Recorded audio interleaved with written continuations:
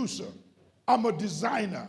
I work. So in the beginning, God did what? He made things to be.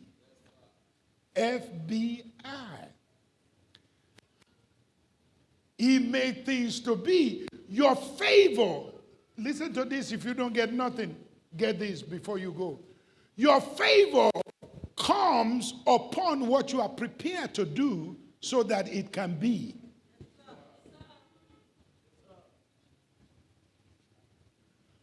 Unless the Lord build the house, the laborers worketh in vain. But at least they are laboring. So when God come upon their laboring, it becomes favor. But favor doesn't come first. Your work comes first. Then favor come on top of your work. And until you see it in that way, I have a son in Nigeria, and he keeps saying, Daddy, I need you to bless me with some capital. I say, I can't spell capital. I don't know what capital is. Ain't nobody gave me nothing till I get. Well, I said, what are you doing? Oh, I'm doing nothing. I'm just waiting for capital. You're going to wait there until you capitalize your head. And he can never get nothing from me because he's waiting on capital. I have a friend, his name is Orlando. We went to school together. He's the one that is most to succeed. He was a footballer. He was the most handsome in the school. He was supposed to succeed. But we graduated together in 1976. Some of you were not born. And since 1976, he has not held a job. I'm for real. Got children like cockroaches. But he has never held a job. I said, Orlando, why don't you, he has many of us in the United States. This one, send me $100. This one, send me $50. That's how he made his life. And because he's so handsome, he is a one suitcase person. He stayed with this girl today, and when the girl kick him out, he go to another girl and kick him out and go. But he has never, now he's getting so old. If you graduate in 1976, you know where you are now. He's on the other side of 70, very close. And he keep waiting. So the reason I told him, I came home one time, I think it was 2010. I came home and he came and stayed with me in the hotel. And when he stayed with me in the hotel, he will, he said, what are we going to eat? I said, the hotel is yours. Order anything you want in this world. I just order anything you want in this world. I only got 1 week to live. Eat and enjoy yourself. And for the first 2 days, this boy will order everything they got on the menu. Every time. Chum. I said, you want them to bring some more? He said, no. I said, you want them to bring some more? I said, no. He ate and ate and ate. And about the third day, I got 2 more days to leave. About the third day, a friend called him and asked where was I? And he said, oh, he has left. I said, why did you tell him? I want to see him too. He said, no, I don't want him to share out of what you got left.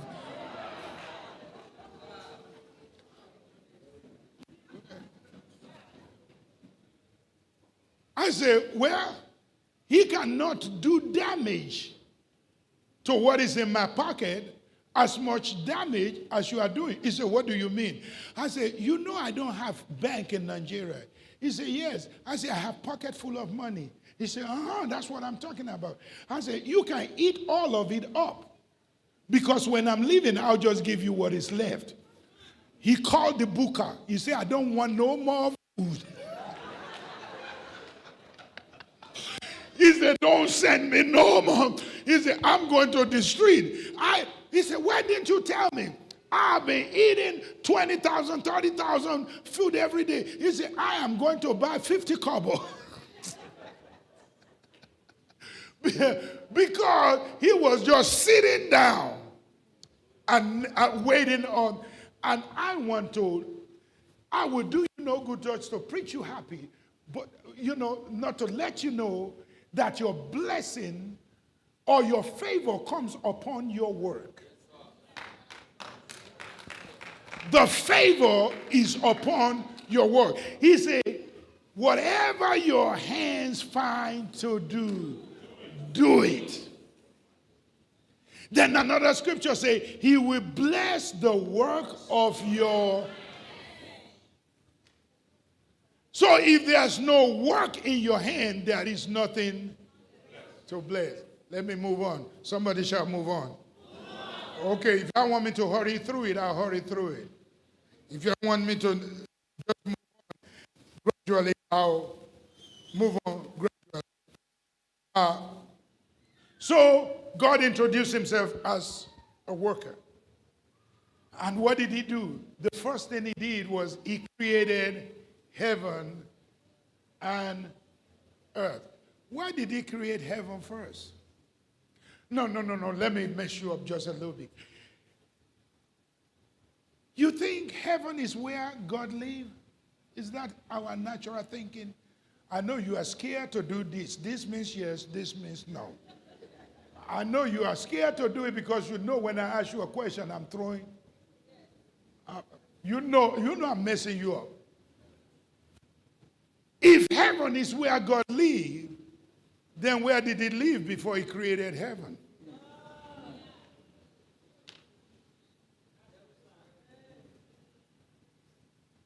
So how many believe heaven is the place where God lives? Nobody. How many believe heaven is not the place where God lives? Then what are you? You can raise up your hand for believing.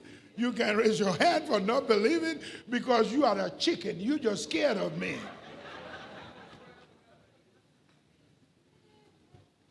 There are two heavens.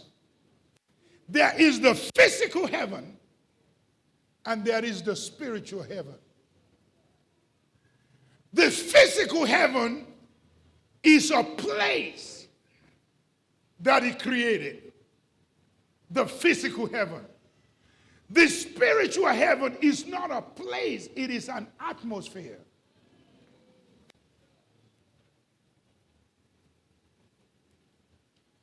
But wherever the spiritual heaven is, it becomes heaven, even though when the spiritual heaven is removed, that place is no longer heaven.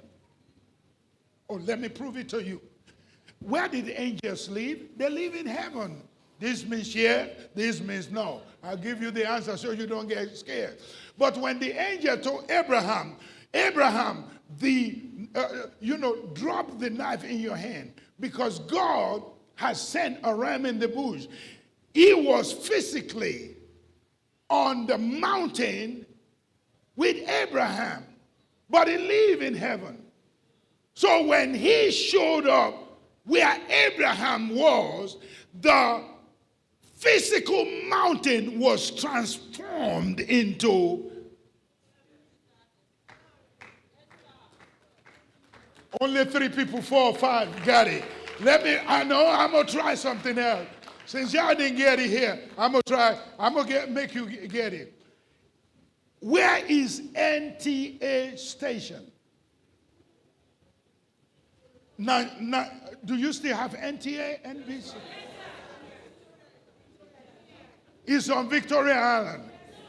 Okay, so physically, NTA is on Victoria Island, right? How many have been to Abuja before? When you were in Abuja, were you able to receive NTA on your television? How did Victoria Island get to Abuja? So, NTA is physically on Victoria Island. But spiritually, you can get everything that is being spoken on Victoria Island right there in Abuja. That is the way heaven is. So God said, I'm going to create heaven and earth. Now, if you allow me, I can work this thing all the way till Monday morning, and we're still going to be here happy. So he created heaven and earth. I don't have time to explain it more, otherwise I can take you deeper. So he created heaven. I haven't even got to earth yet. So, but when he get to earth, because, I'm going to cut this short. You catch the rest tomorrow. I'm going to cut this short because I just want to prove my quadratic equation that F plus B is equals to I.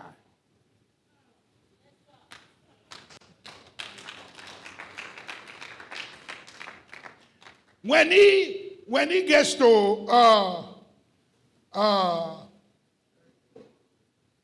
heaven, the spiritual side of heaven is a system. It's a system of God. So heaven is located somewhere physically, but when God gets, he can make this place heaven. And as it was in heaven, so shall it be. That is when we say heaven comes to, when God allowed the system that is in heaven to start operating.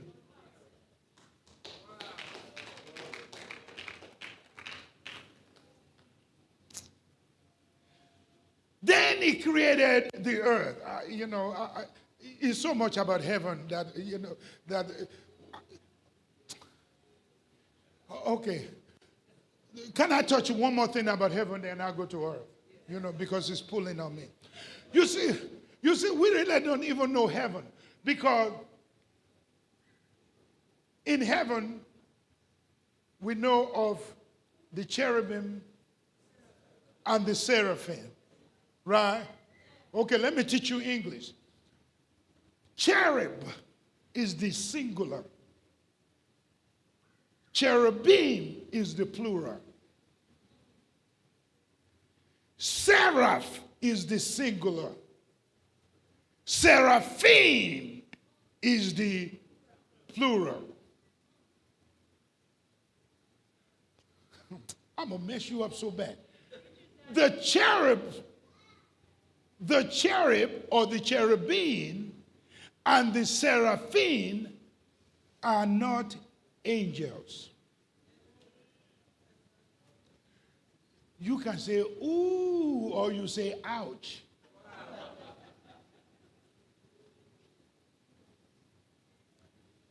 Tell your neighbor they are not angels. They are what we call, are you ready? Heavenly beings. Angels work for them. They are the commander of angels. So if they are angels, they cannot command angels. Angels work for them. They are heavenly beings. Okay, I'll get it. Let's look at the planetary system. Everybody shout, he made heaven and... Let's deal with planetary system. Let me throw some number at you. Our galaxy that we are on Earth is called Milky Way. That's what our galaxy is. We are in the Milky Way. The Milky Way is just one of the tiniest galaxies. What you are introduced to, this is why increase is so big. You think, all you think about increase is you getting some money and getting... No, God is so big that the entire globe, this entire galaxy is just like a tiny speck. So minute. You can even... There are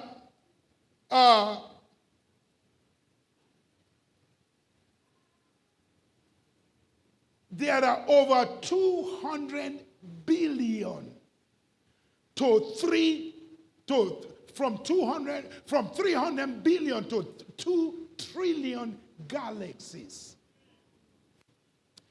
Now, if you start getting dizzy, tell us to give you some water, because I'll throw some numbers to you.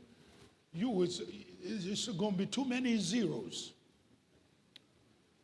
Because you think your increase is just your business, your job. God is too big for that.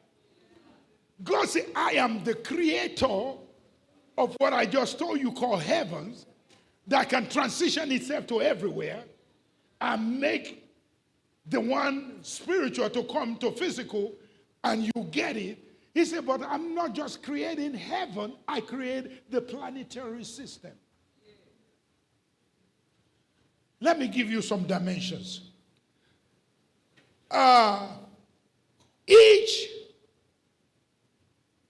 This galaxy, the Milky Way, has been dated back to be 13.2 billion years old.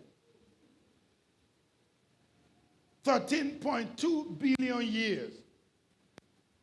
That's why I'm not surprised at TMC for you to still be maintaining after your papa and mama has gone to a higher elevation.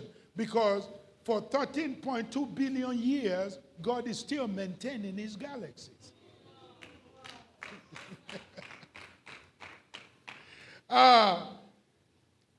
The biggest galaxy that we know to man, go and Google this, I'm giving you information. That galaxy is called C11101. Go and Google it. I'll give you the dimension. That galaxy is so big, it takes 5.9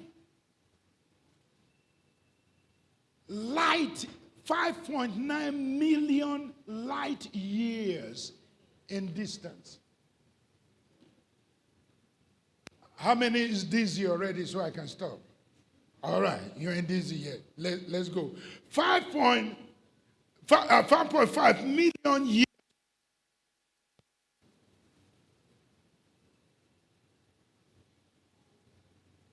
One light year is, just one light year is 5.9 trillion miles. Just one. And it takes almost 6 million light years. Multiply it together, you will get 5.8 centrillion in just one galaxy.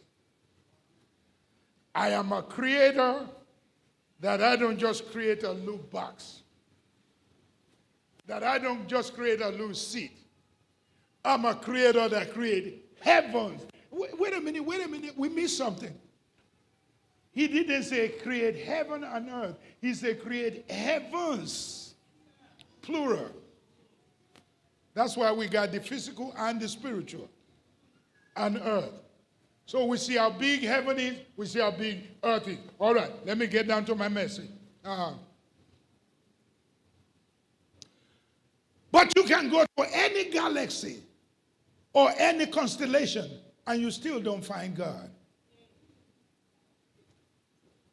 Because the Creator is not bounded inside his creation. The Creator stand out and create. So I really want to talk to you about this, because this is the problem with Christians. Some of you, how many of you have ever asked God for $1 billion, not naira? Only 1, 2 people here. 3. Okay, what about $100 billion? This means no. This means yes. Why do you, only 3 people ask for $1 billion?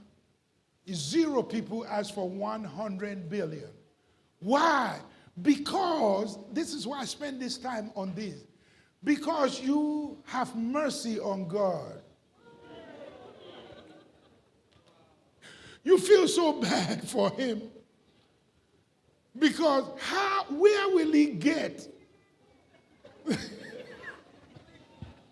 that kind of money if you ask him for it? So you don't want to make God look bad or feel bad. Thank you. Welcome to my class. That's why I have to show you the vastness. Hey, I ain't preached to you in 3-4 years. I'm going to take my time. I got you today. I got you. So that is how humongous our God is.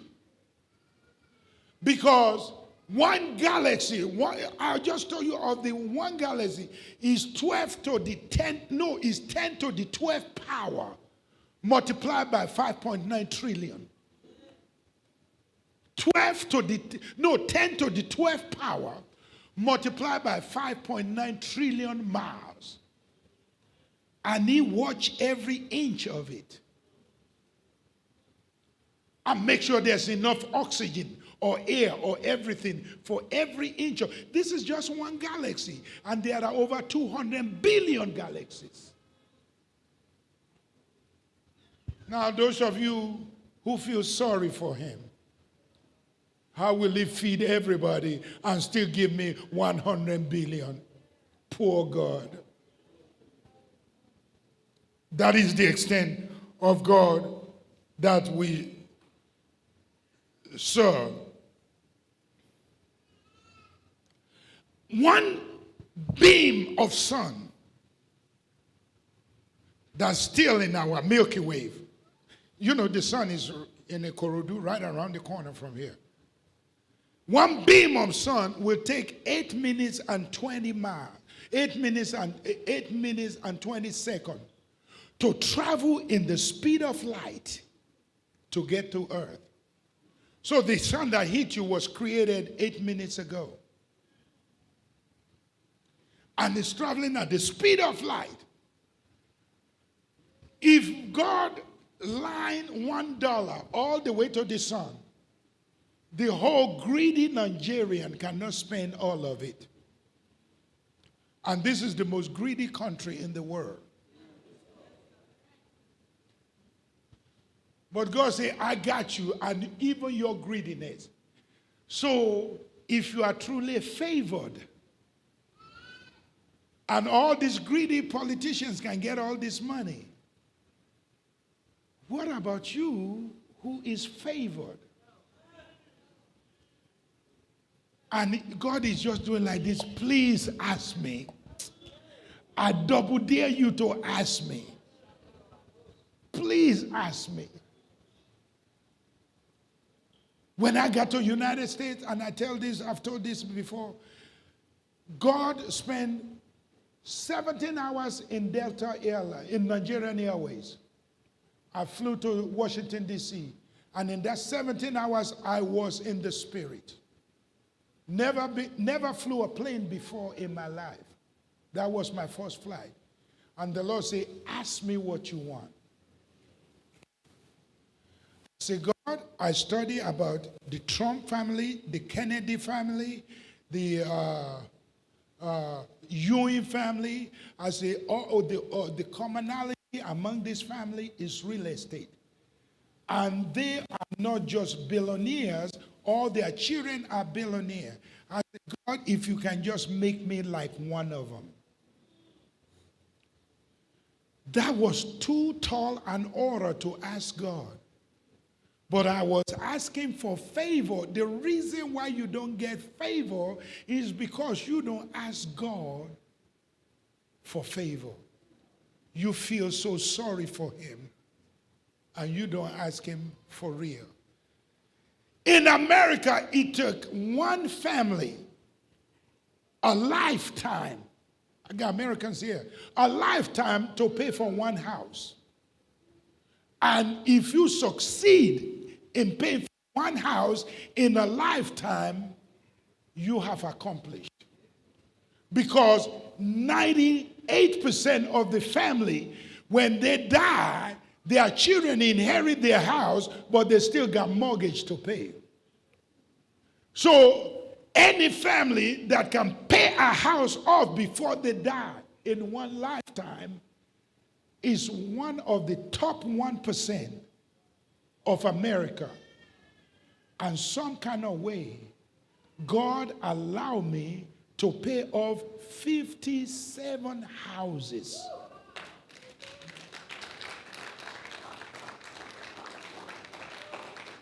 How many lifetime will that be? Everybody shout favor.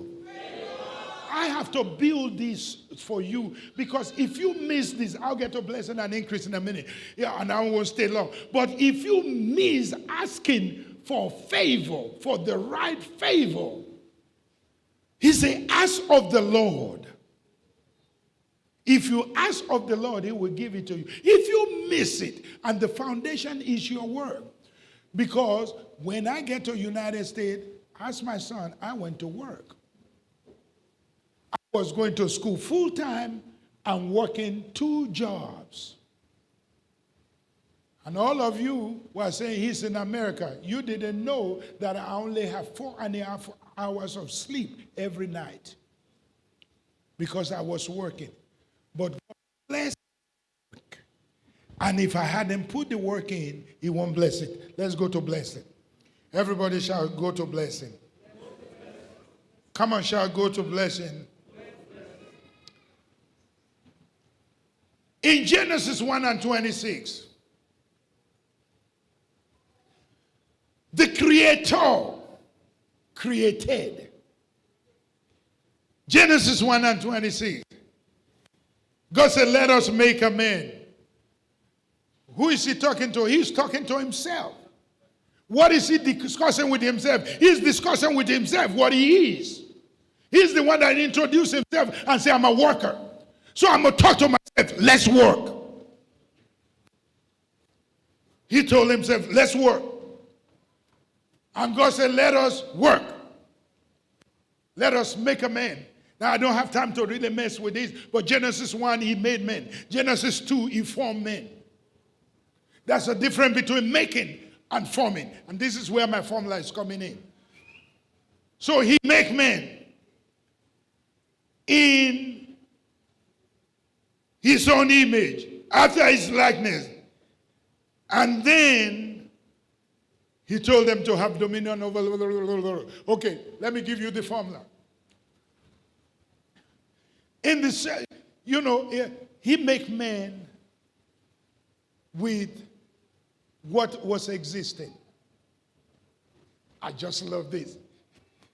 Tell your neighbor, he make man with what was existing. How did he make man? This is the way he make man.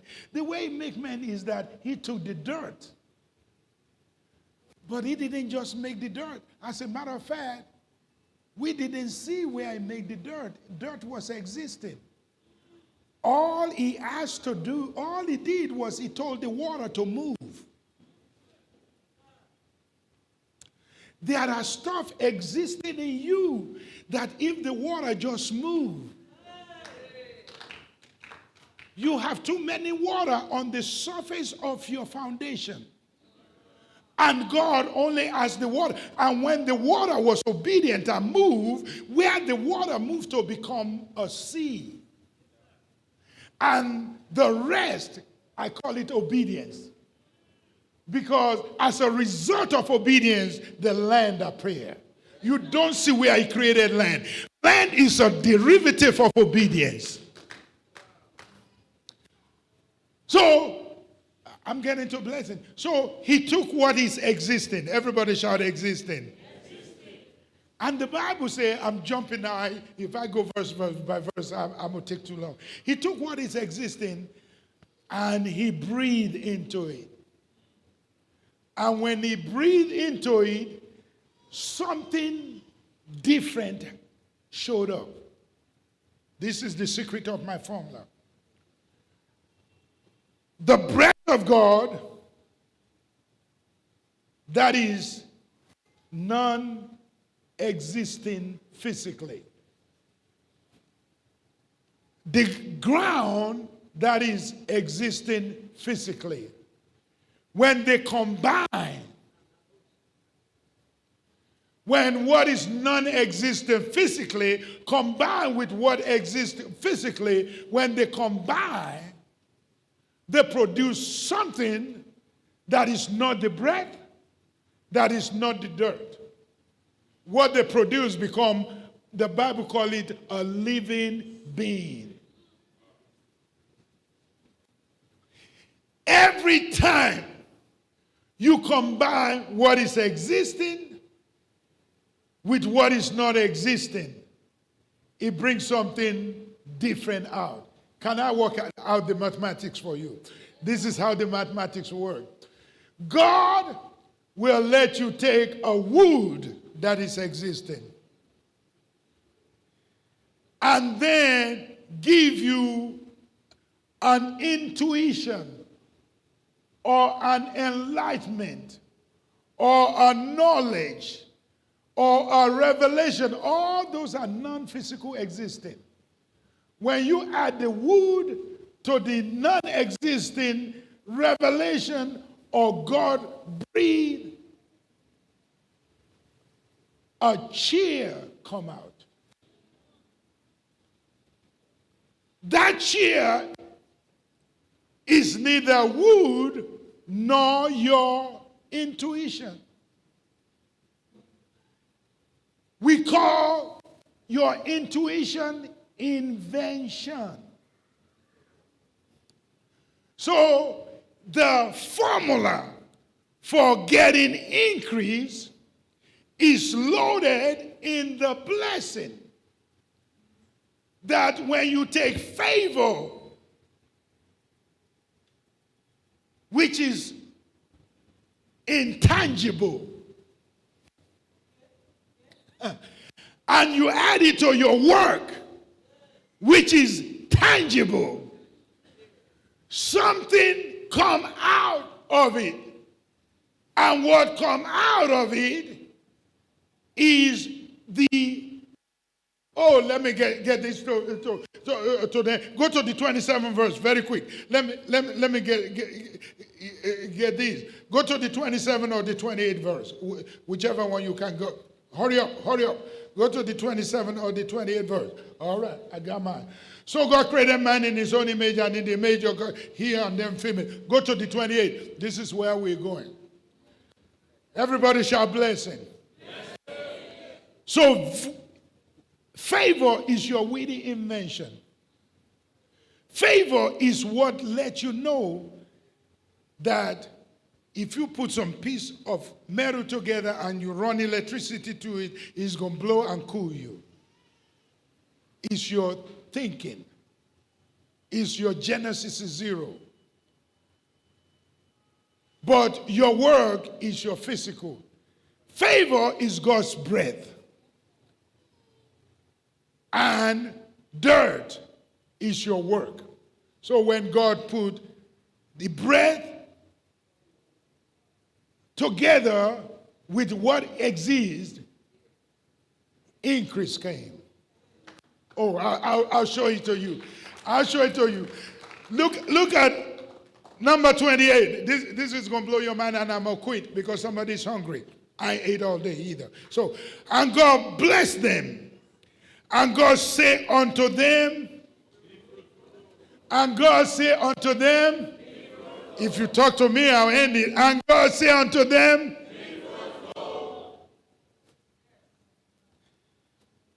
somebody shall be fruitful again. Be fruitful. This is what happened. God took his masterpiece,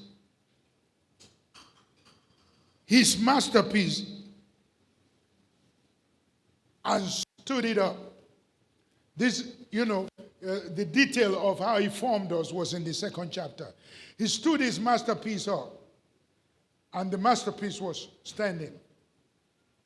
And he looked at the masterpiece and said, Be fruitful.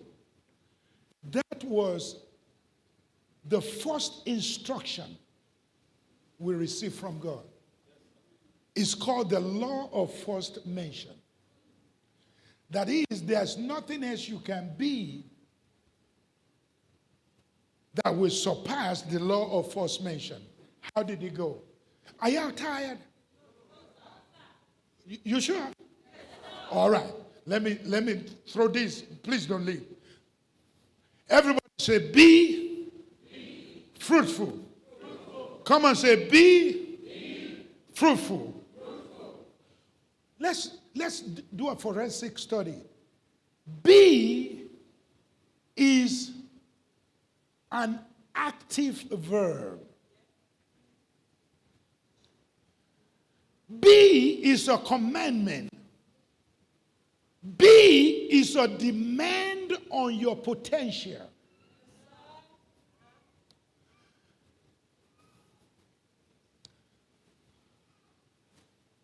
Okay. Let me do this. You haven't got B yet. Since you asked God for that 1 billion, stand up. Sit down. Stand up. Sit down. Stand up. Be a mango. Be an orange. Be a pineapple.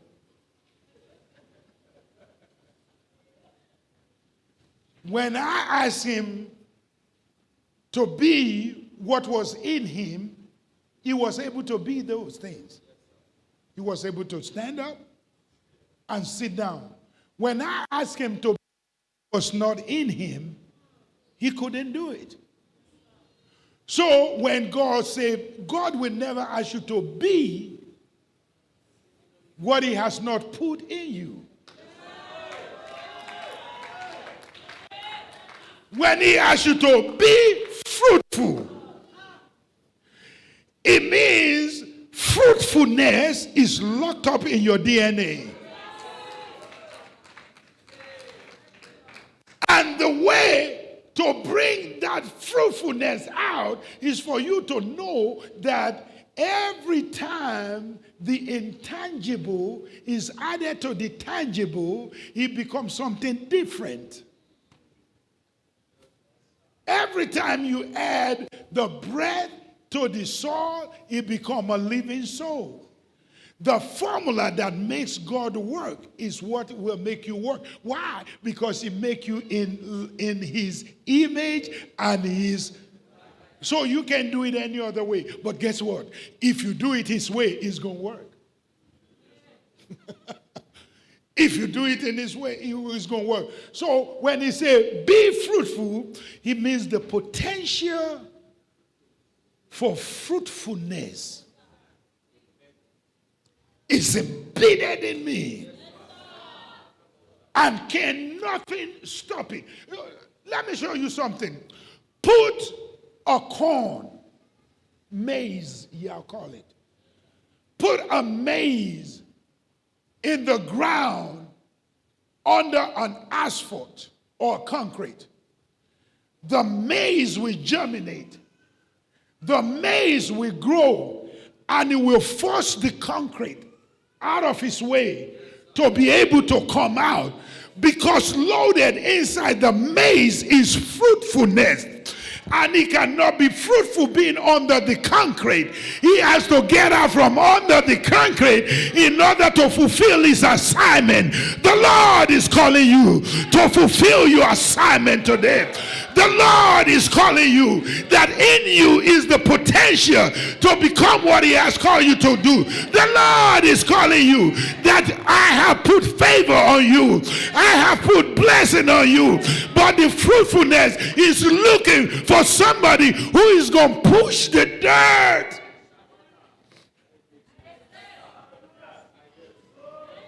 Now stand to your feet and create some space. Stand to your feet.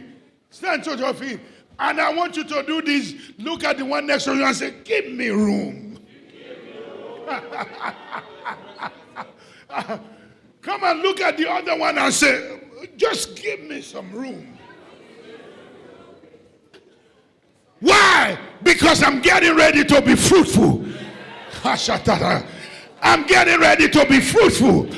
Listen, the reason why I show you how many galaxies, the reason why I show you how big the Milky Way is, the reason I show you what is called the light years, is so that you know that the lean in is a shame.